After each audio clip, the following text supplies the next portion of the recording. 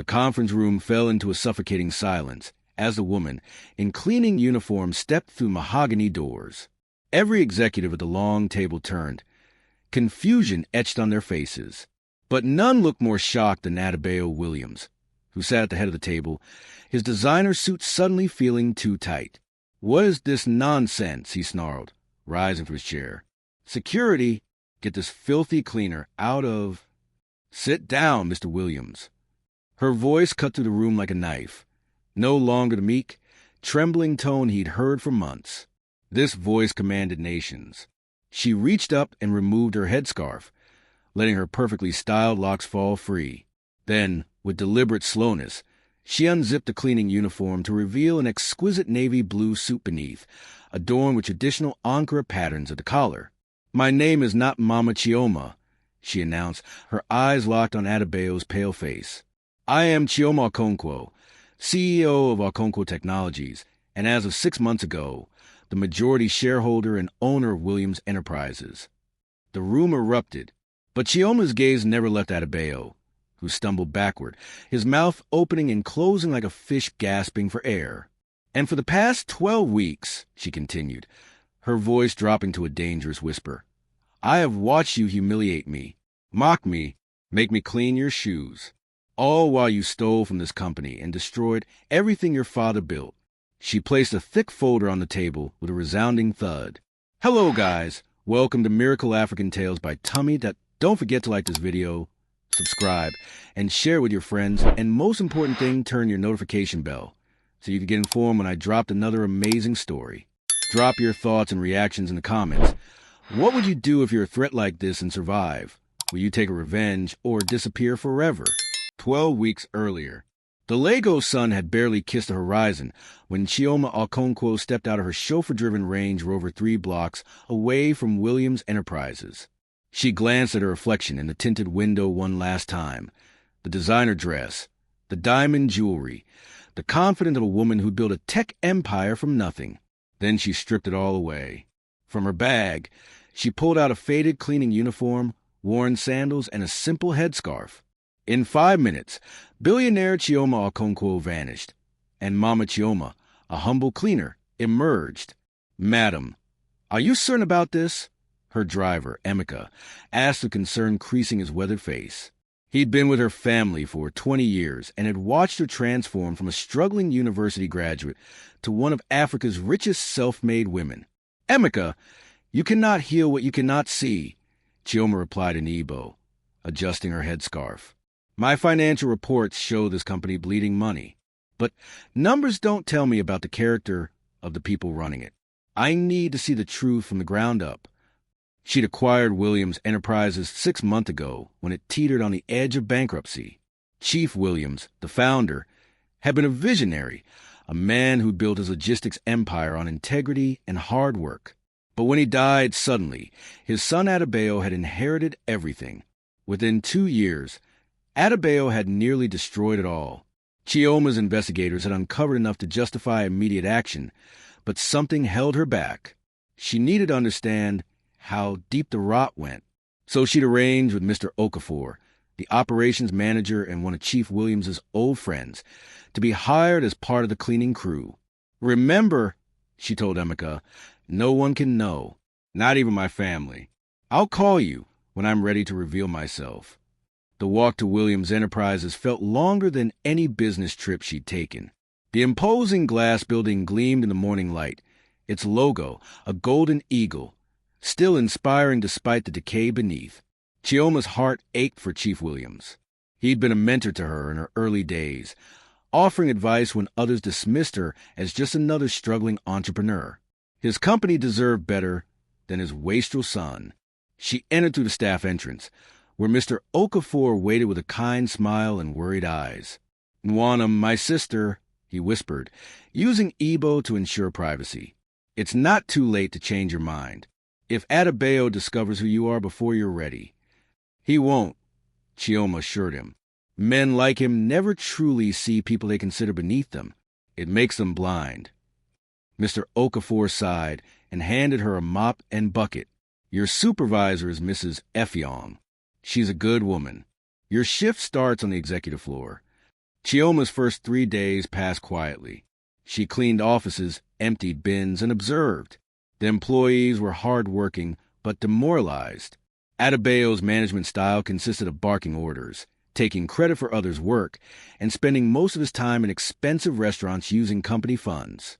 But on the 4th day, everything changed. Chioma was mopping the marble floor of the main lobby, her back bent over her work, when she heard the sound of expensive shoes clicking across the floor. She didn't look up, not yet, but she felt the presence stop directly in front of her. "You." The voice dripped with contempt. Chioma slowly raised her head to see Adebayo Williams for the first time in person.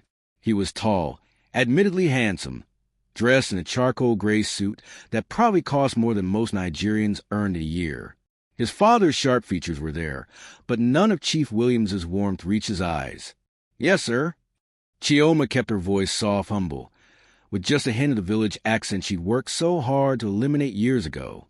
"This floor is disgusting," Adebayo announced loudly, though the marble gleamed like a mirror.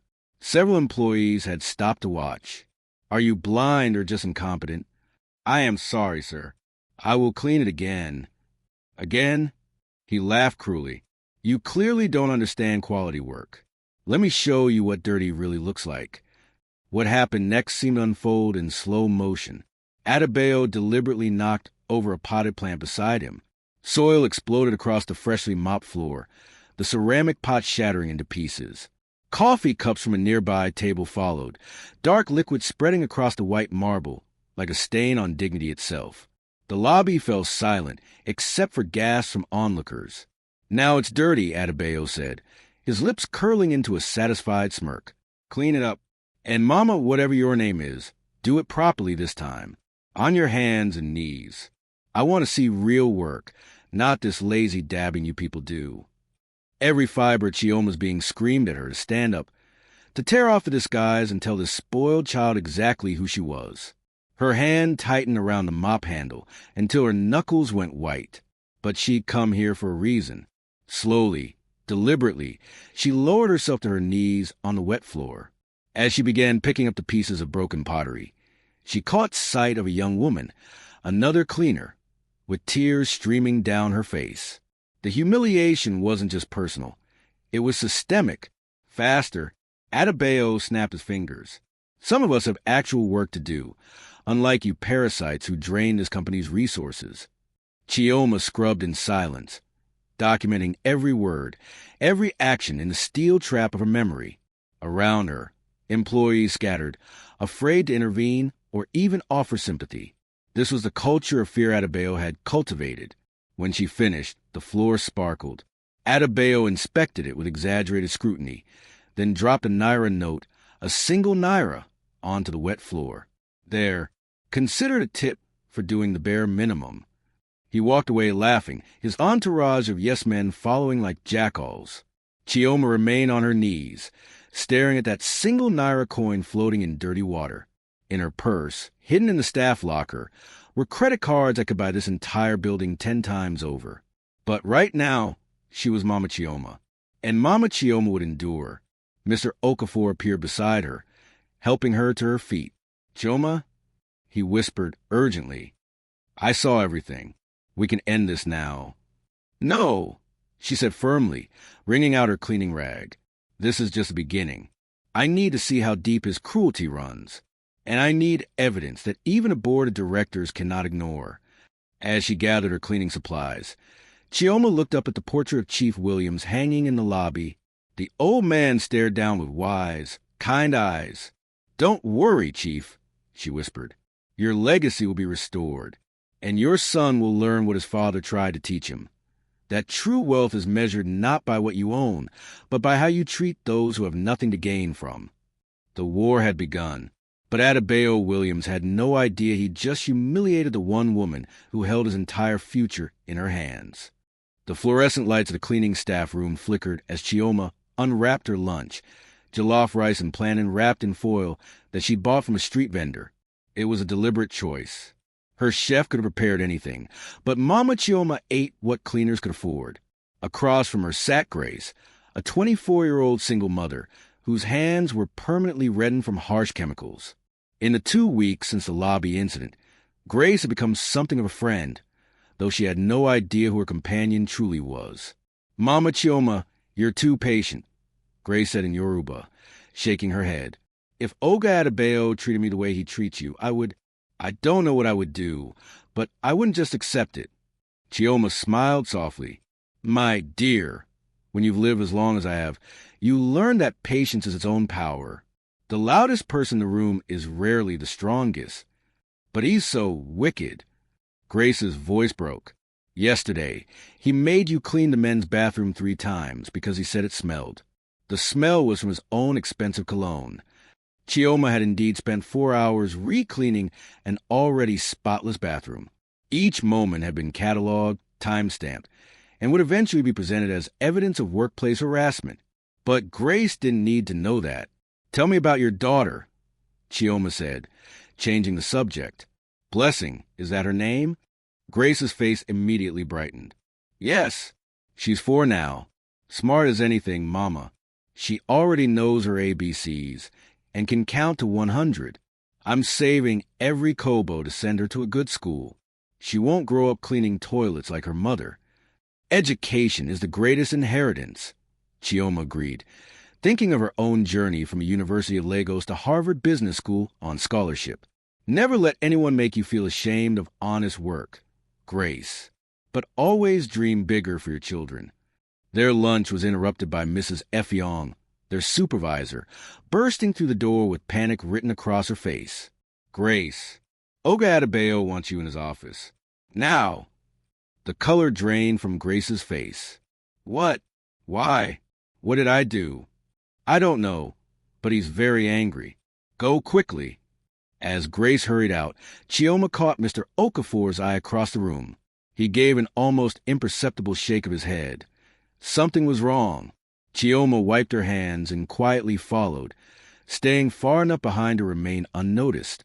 Adebayo's office occupied the entire corner of the executive floor, with floor-to-ceiling windows overlooking Lagos's chaotic beauty. When Chioma arrived, she positioned herself outside the partially open door, pretending to clean a nearby window.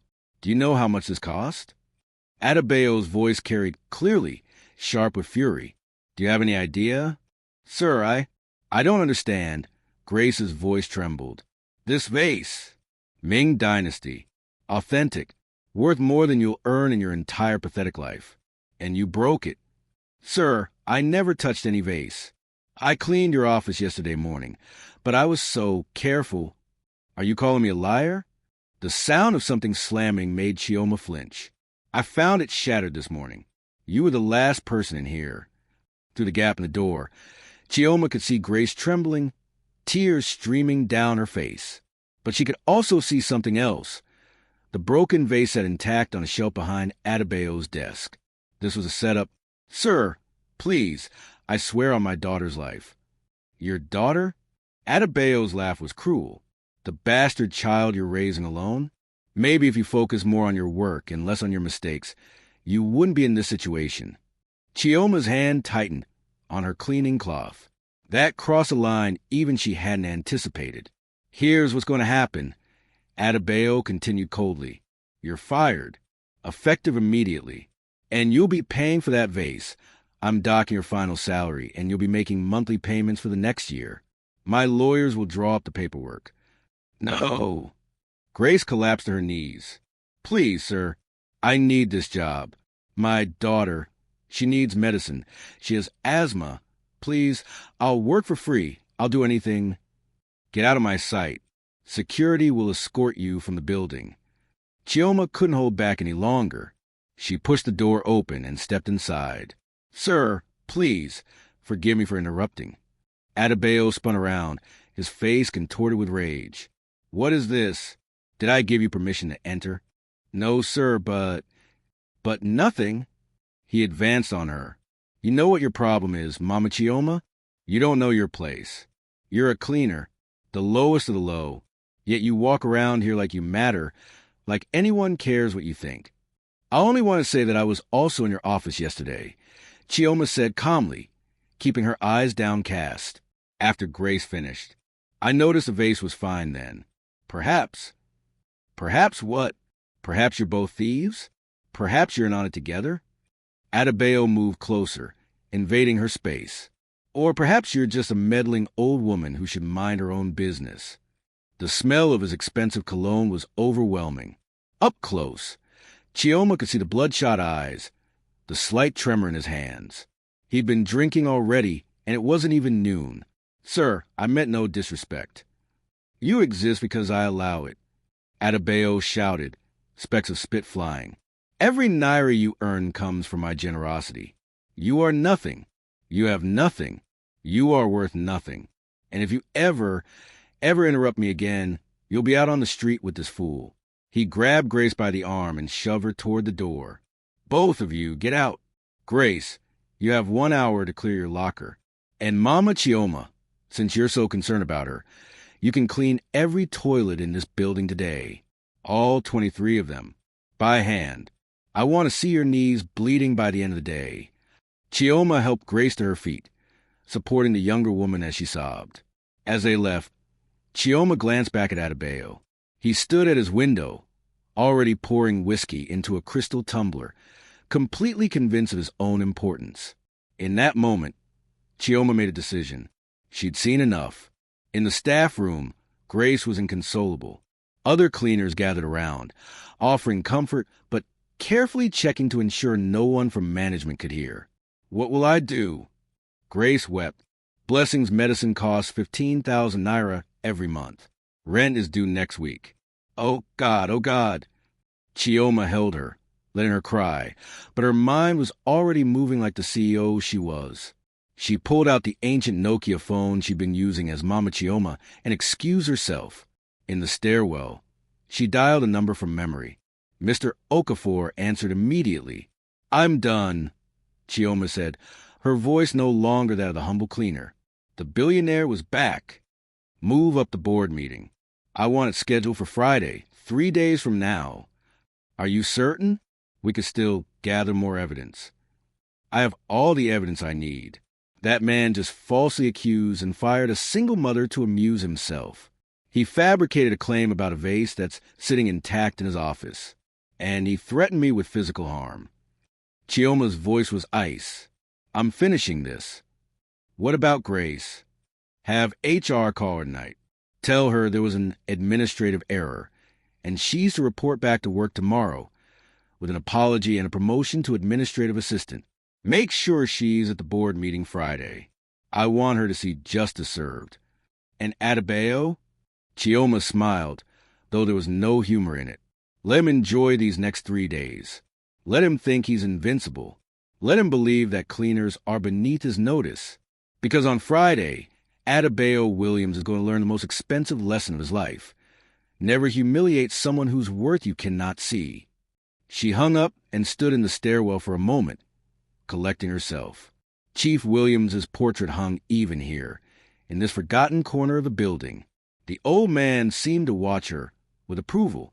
I'm sorry it took me this long, Chief, she whispered. But I promise you, your company will be saved. And your son will finally learn the values you tried to teach him. When Chioma returned to the staff room, she'd become Mama Chioma again.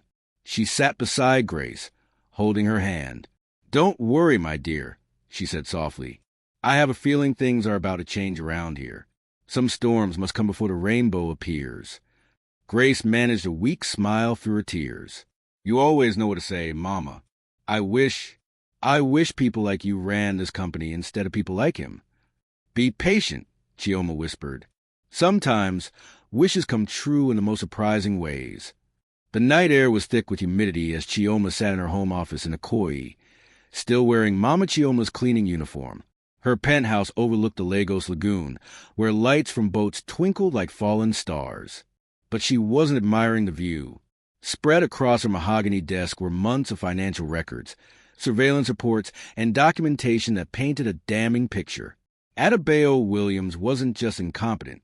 He was a thief. Her forensic accountant, Ngozi, sat across from her, pointing to highlighted figures on her laptop screen. It's worse than we thought, Chioma. He's been siphoning funds through shell companies for 18 months. Look here. Consulting fees paid to Apex Solutions. I traced it. Apex Solutions is owned by his childhood friend, Tun Badmus. They're billing 2.5 million naira monthly for strategic advisory services that don't exist. Chioma leaned forward, her reading glasses perched on her nose. What else? Procurement fraud. He's awarding contracts to the highest bidder instead of the most qualified, then taking kickbacks, usually 20% of the contract value. I have evidence of at least 15 such deals. Ngozi scrolled through more files. There's also the company retreat he organized in Dubai last month. Cost, 45 million naira. Attendees, Adebayo and 6 of his friends. Not a single actual business meeting occurred. And the employees? Ngozi's expression darkened. Salaries delayed by 2 months for junior staff. Health insurance canceled to cut costs, though somehow the executive health plan got upgraded. 3 departments are understaffed because he refuses to approve hiring, yet he just leased 2 new luxury cars for himself through the company. Chioma removed her glasses and rubbed her temples. In her 20 years of business, she'd seen corruption before, but this was personal. Chief Williams had built this company to provide jobs, to uplift communities, to prove that African businesses could compete globally, and his son was burning it all down to fund a lifestyle he hadn't earned. The total amount embezzled? Chioma asked quietly. Conservative estimate? 180 million naira over 18 months. Could be as high as 250 million. Chioma stood and walked to a window. Down below, Lagos pulsed with life. Millions of people hustling, dreaming, building. Grace was somewhere down there, probably awake worrying about her daughter's medicine, unaware that her job had just been saved. Ngozi, prepare a comprehensive report for the board. Every transaction, every fake invoice, every bribe. I want documentation so thorough that even his own mother couldn't deny it. Already done. I'll have it bound and ready by Thursday evening. After Ngozi left, Chioma finally allowed herself to remove the cleaning uniform. She stood under the shower for 20 minutes, washing away Mama Chioma, but not the memories, the humiliation, the cruelty, the casual way Adebayo destroyed lives without a second thought. Her phone buzzed. A message from Emeka. Madam, tomorrow is Thursday, last day before the revelation. Are you ready? Chioma typed back, more than ready. But first, I need to see just how far he'll go. Thursday morning arrived with unusual tension in Williams Enterprises. Chioma noticed at the moment she entered through the staff door. Employees whispered in clusters, their faces grave. Have you heard? One security guard said to another. Olga is cutting the workforce by 30%. Announcement today. Chioma's blood ran cold. She found Mr. Okafor in his office, and he confirmed the rumors. Emergency management meeting in an hour, he said grimly. Adebayo wants to lay off 150 people, mostly from the lower income brackets. Cleaners, drivers, junior administrators. He claims it's to streamline operations and improve efficiency, while he steals millions, Chioma said, her voice hard. Does the board know? He's convinced them the company is struggling financially, which it is because of him. The board members are old men who don't scrutinize the books anymore. They trust the Williams name. Mr. Okafor shook his head. 150 families, Chioma. 150 families will have no income by tomorrow if we don't stop this. We will, Chioma promised. But I need to attend this meeting. Can you arrange it? You want to go as Mama Chioma? No. I want Adebayo to fire me himself.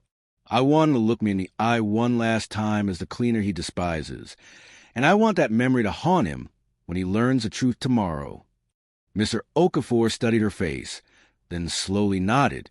I'll make sure you're on the cleaning rotation for the executive conference room during the meeting. But Chioma, be careful. He's more unstable than usual today. The executive conference room was a monument to Chief Williams' success. Leather chairs, imported with paneling, and a view that stretched across Victoria Island. Chioma entered with her cleaning cart, head bowed, as 12 managers filed in behind Adebayo. Make it quick, Adebayo snapped at her. We have important business. Yes, sir. Chioma began slowly dusting the far corner, making herself invisible while listening to everything. Adebayo stood at the head of the table, radiating false confidence. Gentlemen, we need to make hard decisions. This company is hemorrhaging money. Because you're stealing it, Chioma thought, but kept dusting. And we need to cut the fat. I've identified 150 positions that are redundant. These people add no value. They're parasites draining our resources. One manager, an older man named Mr. Adeyemi, spoke up hesitantly. Sir, with respect, if we terminate 150 employees, we'll struggle to maintain basic operations. The cleaning staff is already overworked. Then they can work harder, Adebayo interrupted. That's what we pay them for. These people should be grateful they have jobs at all in this economy. But, sir, many have been with the company for years. Loyalty should count. Loyalty. Adebayo laughed harshly. You want to talk about loyalty? My father was too soft. He treated these people like family, gave them bonuses, paid for their children's school fees. And what did it get him? A company that's soft and uncompetitive. Chioma's hand tightened on her dust cloth. Chief Williams's generosity had created 2,000 jobs and lifted entire communities. This man understood nothing. The terminations will be effective immediately, Adebayo continued. HR will process the paperwork today. As for severance, there won't be severance, Mr. Okafor said flatly, entering the room with a file. He placed it in front of Adebayo. You can't afford it. Or rather, the company can't afford it because of budgetary constraints. Adebayo glared at him. Since when do you attend my management meetings? Since the actual owner of this company asked me to, Mr. Okafor replied calmly. The room went silent. Adebayo's face darkened. What are you talking about? I own this company. My father left it to me. Your father left you 30% of the shares. The other 70% was divided among various shareholders. 6 months ago, when you couldn't make payroll and the company was 3 weeks from bankruptcy, those shareholders sold their stakes to a private investor who bailed the company out. Mr. Okafor's voice was steady. You own 30%, Mr. Williams. You manage operations at the pleasure of the majority shareholder. Who? Adebayo's voice rose. Who is this investor? You'll find out tomorrow at the board meeting. The one you seem to have forgotten about. Adebayo's hands shook as he gripped the table. This is ridiculous. I don't care who some silent partner is. I run this company, and I'm moving forward with the layoffs. Actually, came a quiet voice in the corner. You're not. Every head turned to Chioma. She'd stopped dusting and stood upright, her posture no longer that of a subservient cleaner. What did you say? Adebayo's eyes bulged. I said you're not firing anyone. Chioma walked slowly toward the table, each step deliberate. Because those 150 people you call parasites, they're the heart of this company. They're the ones doing real work while you play businessman with stolen money. How dare you? Adebayo moved toward her, his face purple with rage. How dare you speak to me like that? You're a cleaner. You're nothing. I'm a cleaner who's watched you for 12 weeks, Chioma said, her voice gaining strength. I've seen you take bribes. I've seen you falsify records. I've seen you humiliate good people for sport. And tomorrow, everyone else will see it too. That's it. Adebayo shouted. You're fired. Effective immediately. Security. You can't fire me, Mr. Williams.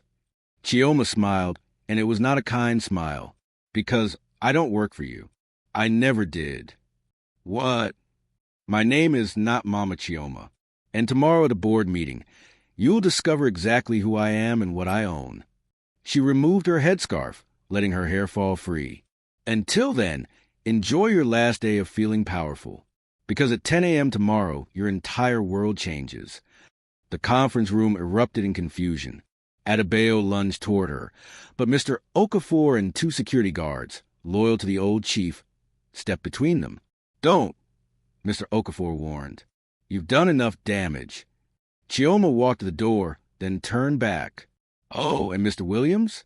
Those layoffs you wanted? Canceled. In fact, I think we'll be hiring more staff. People who understand that a company's strength comes from valuing every worker, from the CEO to the cleaner. Your father knew that. It's a shame you never learned it. She left the room in stunned silence, her heart pounding. She'd broken cover a day early, but it was worth it. Those 150 jobs were saved. As she walked down the corridor, removing the cleaning uniform to reveal the elegant dress beneath, Chioma felt the weight of Mama Chioma falling away. Tomorrow, she would enter this building as herself. No disguise, no pretense. And Adebayo Williams would finally face the reckoning he'd earned. The morning of Friday, October 17th, 2025, dawned clear and bright over Lagos. Chioma stood before a full-length mirror, adjusting the traditional iro and buba she'd chosen for the day, a stunning ensemble of deep purple and gold ochre fabric that had belonged to her late mother. The geli wrapped around her head was tied in an elaborate style befitting a woman of her status, and her jewelry, though elegant, was understated. She wanted Adebayo to focus on her words, not her wealth. "You look like a queen, madam," Emeka said as he held open the door of her Mercedes S-Class. No more hiding 3 blocks away. Today, she would arrive as herself. "I feel like an executioner," Chioma replied quietly, "and I'm not sure how I feel about that." "You're doing what's right," Emeka assured her. Chief Williams would be proud.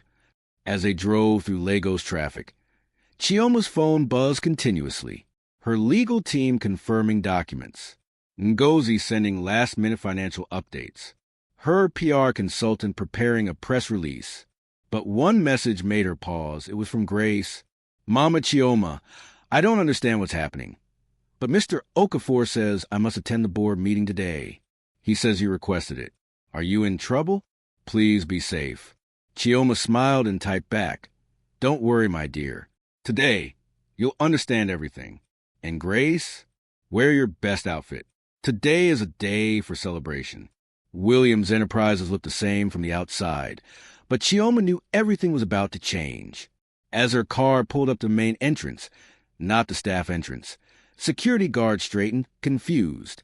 Employees arriving for work stopped and stared at the elegant woman emerging from the luxury vehicle. Mr. Okafor met her at the door, his face a mixture of pride and concern. "He's already upstairs. Been here since 6 a.m., screaming at anyone who'll listen about the imposter cleaner and demanding to know who the majority shareholder is." "Let him scream," Chioma said calmly. "Is everyone assembled?" "Board members are in the conference room. I also took the liberty of inviting several department heads and senior staff. They deserve to witness this." He paused. "Grace is here too. She's terrified. Take me to her first." They found Grace in a small office, wearing her Sunday best, a simple but neat dress, her hair carefully braided. When she saw Chioma, her eyes widened in shock. "Mama Chioma? But you look different." Chioma smiled warmly, taking Grace's trembling hands. "I need to tell you something, and I need you to trust me. My name is Chioma Okonkwo. I'm the CEO of Okonkwo Technologies, and I own 70% of Williams Enterprises." Grace's mouth opened and closed soundlessly. "For the past 3 months, I've been working undercover as a cleaner to understand what was truly happening in this company. And because of what I witnessed, what we both experienced, I'm about to make changes that will affect everyone here." Chioma squeezed her hands gently. "I wanted you at this meeting because you deserve to see that cruelty doesn't go unpunished, that standing up for what's right matters, and that your dignity was never diminished by how Adebayo treated you." Tears rolled down Grace's cheeks. You're really a billionaire? But you were so kind, so humble." "Money doesn't make someone kind, Grace. Character does. And you have more character in your little finger than Adebayo has in his entire body." Chioma wiped away Grace's tears. "Now, are you ready to see justice served?" Grace nodded, unable to speak. The boardroom fell silent as Chioma entered, Grace and Mr. Okafor flanking her. 15 board members sat around the massive table. Old men in expensive suits, friends of Chief Williams who'd grown complacent. At the head of the table stood Adebayo, who'd clearly been mid-rant. His face went from red to white when he saw her. "You," he breathed. "What kind of game are you playing? Who are you really?" Gentlemen, Chioma addressed the board, ignoring Adebayo completely. Thank you for attending on such short notice. My name is Chioma Okonkwo. Some of you may know me from the technology sector. My company, Okonkwo Technologies, is valued at 45 billion naira and operates across 12 African countries. Several board members nodded in recognition. One, Chief Adegoke, leaned forward. Mrs. Okonkwo, I followed your work, but I don't understand what this has to do with Williams Enterprises. 6 months ago, when this company was on the verge of bankruptcy, I purchased 70% of the shares from various stakeholders who had lost faith in its leadership.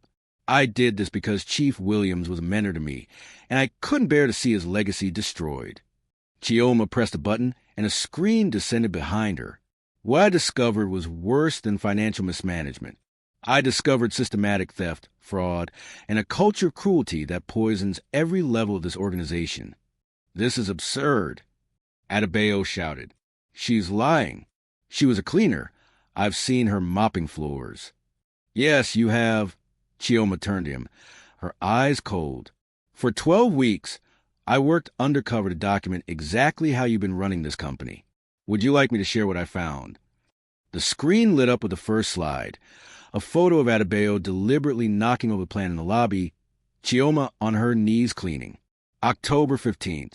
You destroyed company property and forced me to clean it on my hands and knees while humiliating me in front of staff. This created a hostile work environment and violated multiple labor laws. Next slide, financial records. Shell companies receiving millions in fraudulent consulting fees. Apex Solutions, owned by her friend Tun Badmus. 2.5 million naira monthly for services never rendered. Total theft through this channel alone, 45 million naira. Adebayo's face had gone from white to gray. Procurement fraud. You awarded the logistics contract to Transglobal Shipping, despite them being 30% more expensive than qualified competitors. In exchange, you received a 20% kickback, documented here via bank transfers to your personal account. Slide after slide appeared, each one more damning than the last. The board members' faces grew increasingly horrified. One elderly member actually gasped aloud. The Dubai business retreat that cost 45 million naira. Here are photos from social media showing you and your friends at nightclubs and beach resorts. Not a single business meeting occurred. You had no right to spy on me. Adebayo finally found his voice. This is entrapment. It's documentation, Chioma corrected coldly. And I'm not finished. She clicked to the next slide, a recording symbol. Yesterday, you attempted to fire 150 employees to hide your own theft. When confronted, you said, and I quote, "These people are parasites. They should be grateful they have jobs at all." She played the audio recording. Adebayo's voice filled the room, dripping with contempt as he dismissed loyal employees as worthless. Chief Adegoke stood up, his face flushed with anger. Adebayo, is this true? Have you been stealing from this company? It's more complicated than she's making it sound. 150 million naira, Chioma stated flatly. Conservative estimate of your theft over 18 months, while delaying salaries for junior staff, while canceling their health insurance, while 3 cleaners shared 1 mop because you refused to approve basic supplies. She turned to Grace, who stood trembling against the wall. Grace, please come here. Grace approached reluctantly, her eyes downcast. Tell the board what Adebayo did to you on Tuesday. Grace's voice was barely a whisper. He accused me of breaking a vase that I never touched. He fired me and said I had to pay for it from my salary. But I have a daughter with asthma. I needed that job for her medicine. And where is that vase now? Chioma asked gently. Still in his office. Intact. I saw it yesterday when I was reinstated. The room erupted. Board members shouted over each other. Chief Adegoke pounded the table. Adebayo Williams, you are a disgrace to your father's name. Wait. Adebayo held up his hands, sweat pouring down his face. Yes, I made mistakes, but I'm Chief Williams' son. You can't just... I can and I will, Chioma interrupted. As majority shareholder, I'm exercising my authority. Effective immediately, you are terminated from all positions within Williams Enterprises. You will be barred from company premises, and you will face legal action for fraud and embezzlement. No. Adebayo's carefully constructed world was crumbling. You can't do this. My father built this company. Your father built a legacy of integrity, Chioma said, and for the first time, her voice softened. He built a company that valued every person, from the executive to cleaner. He believed that business should uplift communities, not exploit them. And you took everything you believed in and trampled it for your own greed. She walked closer to him, close enough that only he could hear her next words. I cleaned your toilets, Adebayo. I scrubbed your floors on my hands and knees while you mocked me. I endured your cruelty not because I had to, but because I needed to understand just how far you'd fallen from your father's teachings. And now you understand what it feels like to be powerless, to have someone hold your entire future in their hands and find you unworthy. Adebayo sank into his chair, his face in his hands.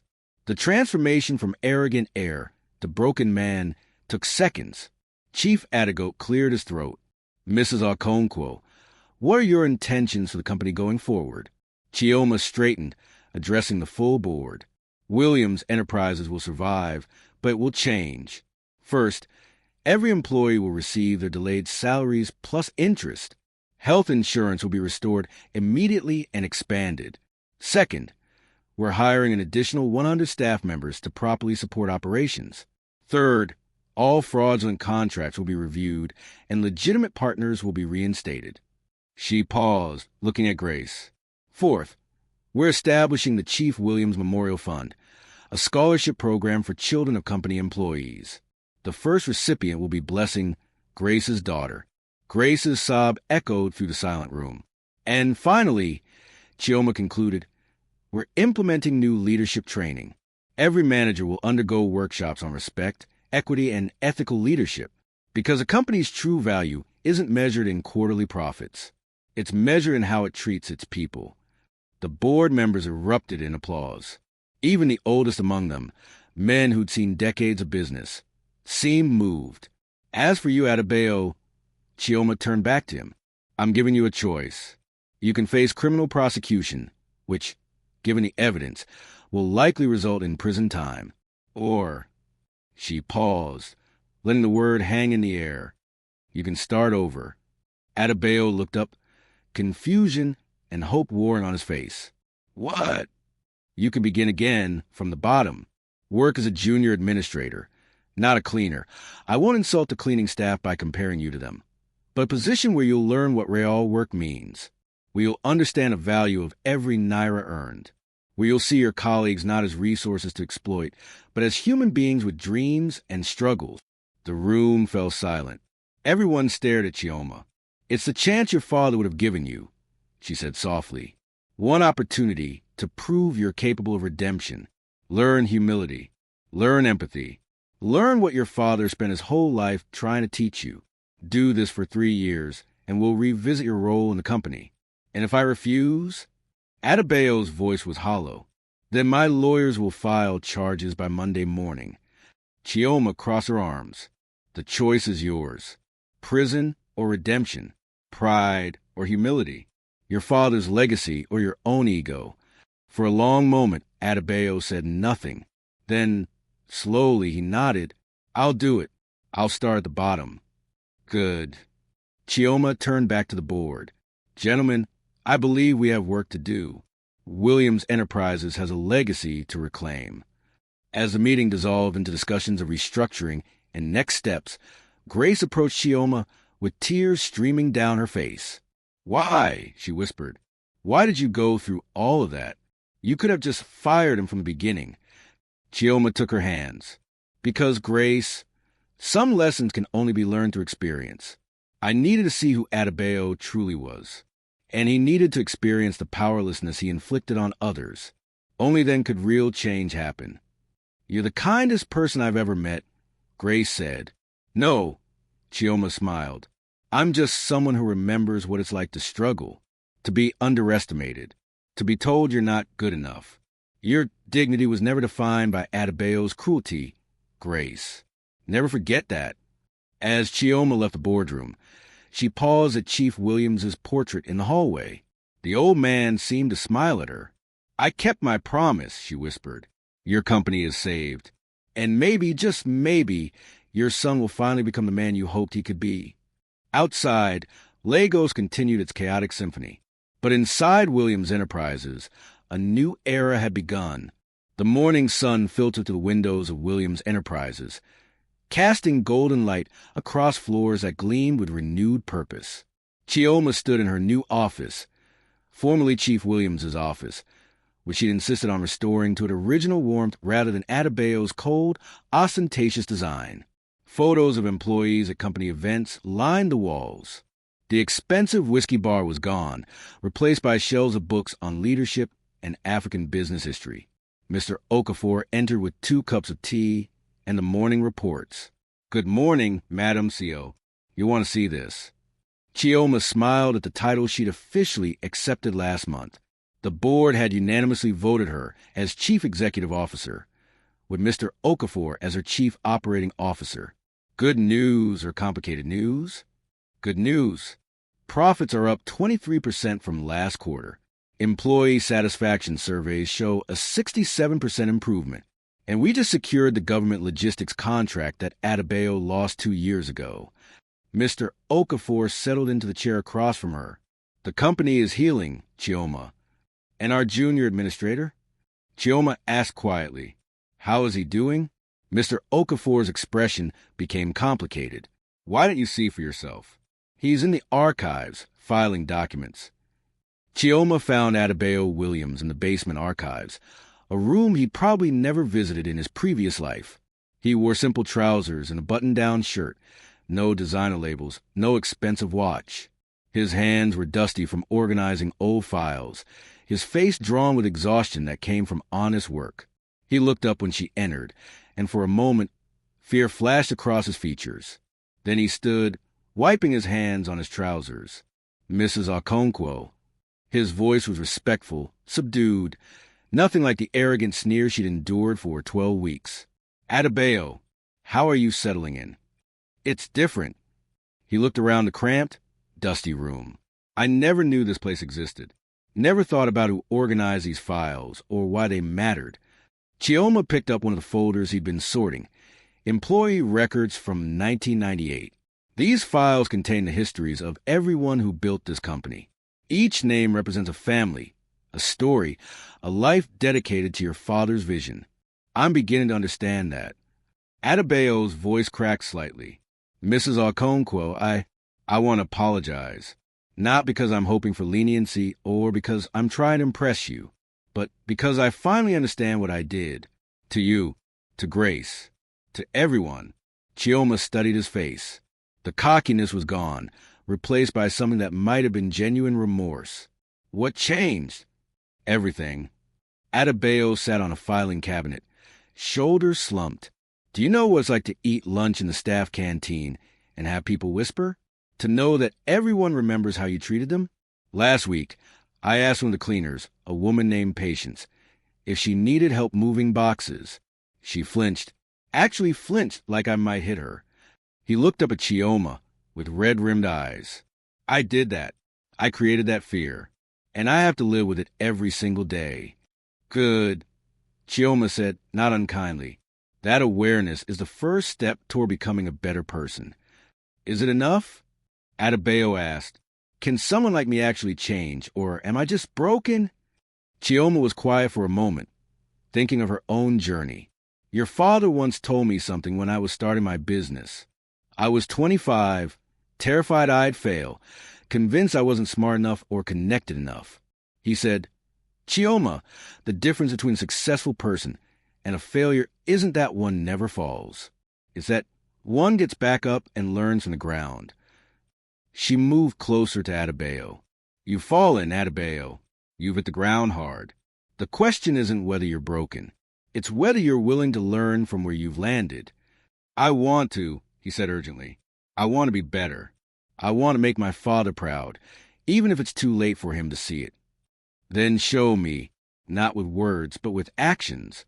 Chioma turned to leave, then paused. Oh, and Adebayo, Grace's daughter, Blessing, started at the international school last month. The Chief Williams Memorial Scholarship covers everything: tuition, books, uniforms. Grace wanted me to tell you that she's thriving. That's good. His voice was thick with emotion. Mrs. Okonkwo, would it be appropriate if I wrote Grace an apology letter? A real one, not some corporate nonsense. I know it won't fix what I did, but I think that would be a start, Chioma said. A small start, but a genuine one. That afternoon, Chioma visited the cleaning staff's break room, a space she'd renovated into something welcoming, with comfortable chairs, a proper kitchen, and windows that let in natural light. Grace was there, now wearing the uniform of an administrative assistant, helping train the new cleaning staff on protocols. Mrs. Okonkwo. Grace still sometimes slipped, unable to fully reconcile her friend Mama Chioma with CEO Chioma Okonkwo. Grace, please, when it's just us, call me Chioma. She sat down at the table. How is Blessing enjoying her new school? Grace's face transformed with joy. Oh, Chioma, you should see her. She comes home every day with new stories. She's learning French and computer programming. Computer programming at 4 years old. And her asthma. The school nurse checks on her every day, and with the better medicine we can afford now. Tears welled in her eyes. I can't believe this is my life. You deserve this life, Chioma said firmly. You worked hard, raised your daughter with love despite everything, and maintained your dignity even when others tried to strip it away. Never forget your worth, Grace. One of the older cleaners, Patience, the same woman Adebayo had mentioned, approached hesitantly. Mrs. Okonkwo, may I speak? Of course, Patience. Please sit. Patience settled into a chair, her weather hands folded in her lap. I've worked here for 17 years. Since your father's time, Chief Williams, God rest his soul. I watched this company rise, and I watched it fall under that boy. She paused. But I've never seen anything like what you did. I only did what was right. No, Ma. Patience insisted, using a respectful Nigerian term. You did more than that. You could have fired everyone, brought in new people, started fresh. Instead, you fought for us. You protected our jobs. You gave us dignity. She reached out and took Chioma's hand. I'm old enough to be your mother, so let me speak as one. What you did, working as one of us, enduring what we endure, that wasn't just clever business. That was love. Love for what Chief Williams built. Love for people you didn't even know. Chioma felt unexpected tears prickling her eyes. Chief Williams taught me that business without humanity is just arithmetic. Numbers without meaning. And you're teaching his son the same lesson. Patience said wisely. People are saying you're too soft, keeping him here. But I understand why you did it. Some people need to be broken down before they can be built back up properly. 6 months later, the first anniversary of Chioma's revelation arrived on a Friday. Williams Enterprises had been transformed. Profits had increased by 40%. Employee retention was at an all-time high. The company had won 3 industry awards for ethical business practices and workplace culture. But the real measure of change wasn't in the numbers. Chioma was reviewing quarterly reports when her assistant knocked. Mrs. Okonkwo, there's someone here to see you. He doesn't have an appointment, but he says it's important. Who is it? Adebayo Williams. Chioma's eyebrows rose. In 6 months, Adebayo had never once requested a meeting with her.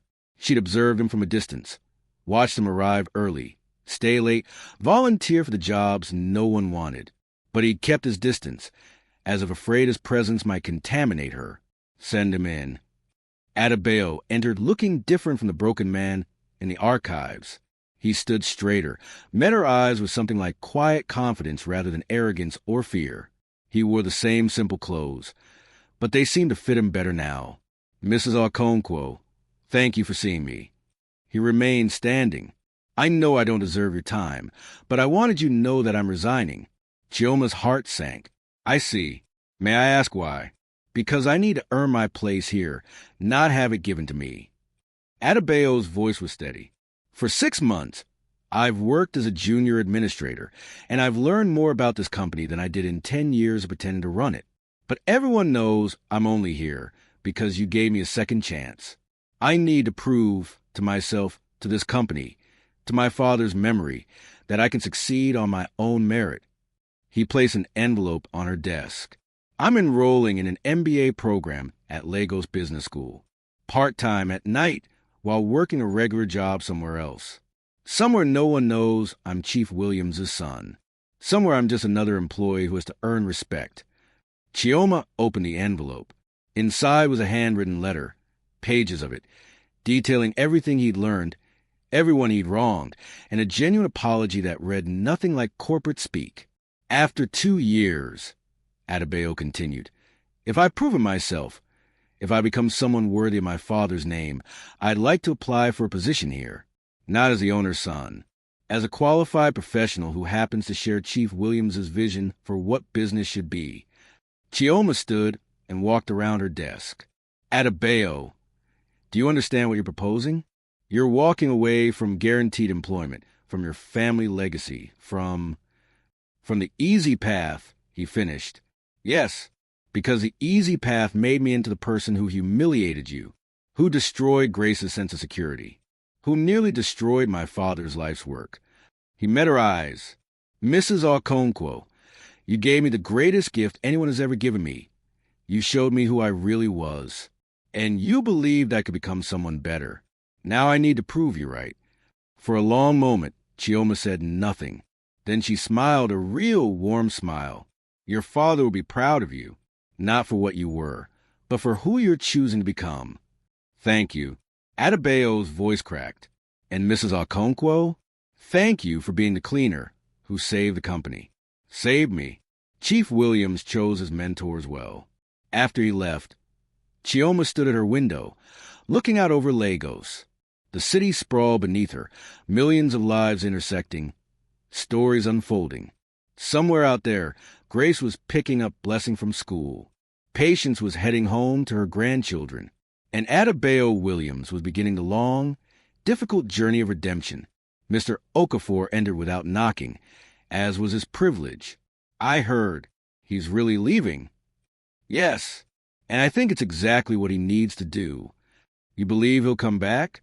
Changed. Chioma thought about the arrogant boy who'd made her clean his deliberately created mess. Then she thought about the man who'd just walked out of her office with humility and purpose. I believe people can change if they want it badly enough, if they're willing to do the work. She turned from the window. His father changed me from a struggling entrepreneur into a CEO. I gave his son the same gift, a mirror to see himself clearly. What he does with that reflection is up to him. 2 years later, the invitation arrived on a Tuesday, Williams Enterprises' annual gala, celebrating excellence in ethical business. Chioma smiled as she read the details. The gala had been her idea, an annual event to honor employees who exemplified the company's values. But this year's invitation included a handwritten note. Special announcement regarding the future of Williams Enterprises. Your presence would be deeply meaningful. The board of directors. The gala was held at the Eco Hotel, with over 500 people in attendance. Employees, partners, industry leaders, and media. Chioma wore a stunning green Ghanian wrapper, traditional Nigerian attire that honored her roots while celebrating her success. Grace was there with Blessing, now 6 years old and reading at a 4th grade level. Patience attended with her entire family. Even Mrs. Effiong, the cleaning supervisor, wore her finest outfit. After dinner, Chief Adebayo took the stage. Ladies and gentlemen, 2 years ago, Williams Enterprises faced its darkest hour. We were bankrupt financially, but more importantly, we were bankrupt morally. Then a remarkable woman showed us that the true measure of leadership isn't found in corner offices, but in the courage to see truth from every level. He gestured to Chioma, and the room erupted in applause. Tonight, we honor that legacy by announcing a new position within our company structure. Williams Enterprises is creating a vice president of ethics and culture, a role dedicated to ensuring we never lose sight of what makes us strong, our people. Chief Adebayo paused dramatically. And we're pleased to announce that after a rigorous application process, reviewing candidates from across the continent, we've selected someone uniquely qualified for this role. Someone who fell, learned, rebuilt himself, and emerged with a wisdom that only failure can teach. The room went silent as a figure walked onto the stage. Adebayo Williams looked nothing like the man who'd humiliated Chioma 2 years ago. He wore a simple but elegant suit, his bearing confident but not arrogant. And when he spoke, his voice carried genuine humility. "Thank you, Chief Adegoke. And thank you to the board for taking a chance on someone who had to lose everything to find what mattered." He looked directly at Chioma. 2 years ago, I was given a choice, prison or redemption. I chose redemption, but I didn't fully understand what that meant until I left this company. I worked in 3 different organizations over the past 2 years. I started in mailrooms and worked my way up. I completed my MBA while working full-time. But more importantly, I learned to see people, really see them, not as resources or obstacles, but as human beings with stories, struggles, and dignity that no title can diminish. He pulled out a familiar cleaning uniform, the one Chioma had worn. Mrs. Okonkwo wore this to teach me a lesson I was too arrogant to learn any other way. She showed me that who you are isn't defined by what you own or what title you hold. It's defined by how you treat others when you have all the power and they have none. The room was utterly silent. So I'm accepting this position not because I'm Chief Williams' son, but because I've finally become someone who understands what my father built. A company isn't a machine. It's a community. And my job, our job, is to protect that community, to honor every person in it, from the CEO. He looked at Chioma. To the cleaner, the audience erupted. People stood, applauding, some crying. Grace was sobbing on Patience's shoulder. Even the hard-nosed board members looked moved. Later, as the party wound down, Adebayo approached Chioma on the terrace overlooking the Atlantic Ocean. "I never properly thanked you," he said quietly, "for seeing something in me worth saving when I couldn't see it myself. I didn't save you, Adebayo. You saved yourself. I just held up a mirror." Chioma smiled. "Your father will be proud, not because you're successful, but because you're kind, because you learn that the true measure of a person is how they treat those who can do nothing for them." "I have a confession," Adebayo said. "Every morning, before I come to work, I stop by my father's grave, and I tell him about the person I'm trying to become, about the lessons I'm learning, about the employees I'm fighting for." He paused. "And I tell him about you, about the woman who loved his company enough to scrub its toilets to save it." Chioma felt tears welling. He knew Adebayo. Somehow, I think he knew all along that this was how the story had to unfold. As they stood together watching the waves crash against the shore, Chioma thought about the journey, from billionaire to cleaner and back again, from humiliation to revelation to redemption, from a company on the brink of collapse to a thriving community of people who valued each other. Behind them, through the hotel windows, the party continued. Grace was introducing blessing to board members. The little girl's confidence a testament to what happens when people are given real opportunities. Patience was laughing with colleagues, her 17 years of loyalty finally recognized. And throughout the room, employees from every level mingled as equals, united by a shared vision of what ethical business could be. "You know what my father used to say?" Adebayo asked suddenly. "What?" "A good leader builds a company. A great leader builds people. But a legendary leader builds a company that builds people." He turned to Chioma. "You're legendary, Mrs. Okonkwo, and you've taught me to aspire to the same." Chioma smiled, thinking of Chief Williams, of the journey that brought them all here, of the power of humility and the possibility of redemption. "Then let's get to work," she said. "We have a legacy to continue." And as the Lagos night embraced them, Williams Enterprises, saved by a billionaire disguised as a cleaner and redeemed by a spoiled son who learned to see, stood as a testament to a simple truth. The greatest wealth isn't measured in naira or dollars. It's measured in dignity preserved, lives transformed, and the courage to see worth in every person, regardless of their position. That was Chief Williams's legacy. That was Chioma's gift. And that was Adebayo's future. The story of the cleaner who owned the company became legend in Nigerian business circles. But for those who lived it, it was simply a reminder that justice, tempered with mercy, can change not just companies but hearts. And sometimes, the greatest power lies not in revealing who you are, but in having the humility to see who others can become.